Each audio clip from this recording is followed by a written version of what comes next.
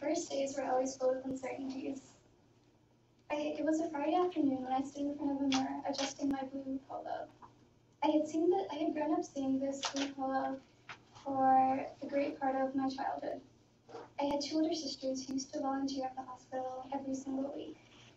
And so it wasn't anything new around my house. I would wait in the car while the two of them would come running back from the hospital, strangely excited after coming back from the hospital after a shift, which I was never.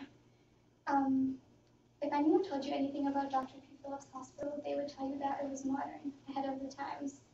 And with its like 3 different varieties of flavored water, a water fountain in the middle of the lobby, and a 3 stories high glass wall, it was not hard to see why. It looked more like a hotel than a hospital. The volunteer coordinator, Pamela, waited for me in the lobby. There was a certain stillness about her, something calm and strange. She led me hallway upon hallway until we finally got to a white door that was marked ER Lab in red letters.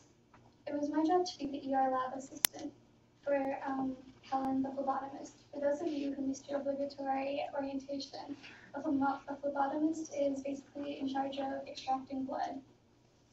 So every 10 or so minutes, a new patient would light up on the screen, and Helen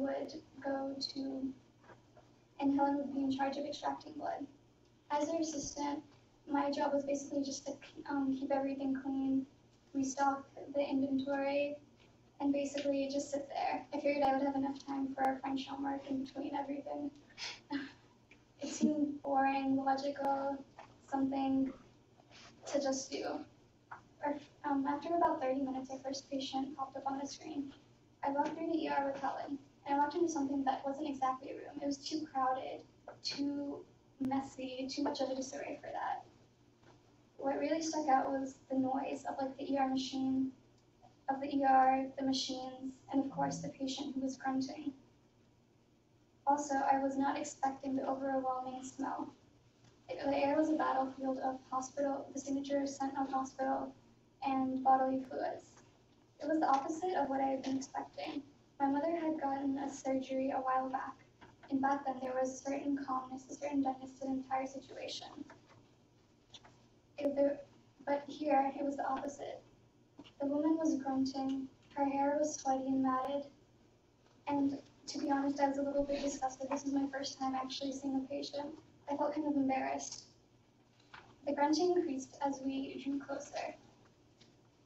The nurse who was sitting next to the patient walked over to us, and while I was completely focused on the patient, I overheard parts of the conversation. 2 years, Helen exclaimed. 2 years? The nurse told us that the woman had been living basically on a couch for the last 2 years of her life. Her son and his wife taking care of her, changing her diapers twice daily. She hadn't moved from that room, and when things turned worse, she just called the ER on her own. I felt a mix of weird feelings wash over me. But, part of it was guilt, part of it was still a little bit of disgust, but most of all was the feeling of failure, as if I had somehow failed a test of logic. Everyone seemed to be handling this fine, but for some reason I felt like I was an emotional mess. I felt like somehow everyone had like the emotional capacity to handle this. Well, I was just completely overwhelmed for a stranger. People every day like go through difficult times with relatives and strangers and just family members. Well, I hadn't really experienced anything like this before. So I felt kind of shallow in comparison. And even like thinking about it, my dad was a physician, and every day he would just come back from the hospital, calm, cool, collected. Whereas I was just somewhat of a mess. Even Helen saw my reaction, and she thankfully excused me from the ordeal. After that, the ER started to feel different. Everything seemed louder, seemed more excessive, seemed different. The air seemed staler. I started noticing everything a lot more. It was a wonder that I returned to the ER lab.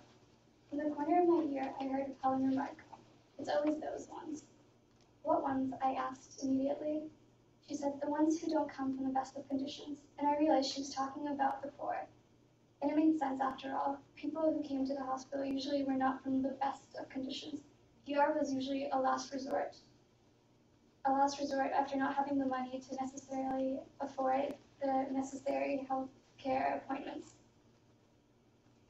And that's when I realized that all the calm, coolness, the collectedness wasn't exactly um, about Helen, the nurse, my dad not caring. It was more about them actually caring enough to realize that the hospital wasn't just for them, but for the patients.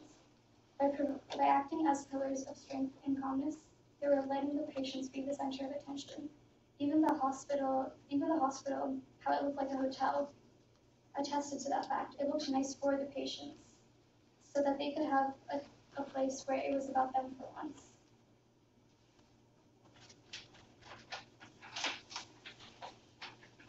And I realized with that there was more of an emotional layer to the patient-caregiver relationship. There were small things like how Helen would hold the hand of a patient, and how the nurse would actually take the time to listen to a patient's story, someone who she would probably not see the very next day.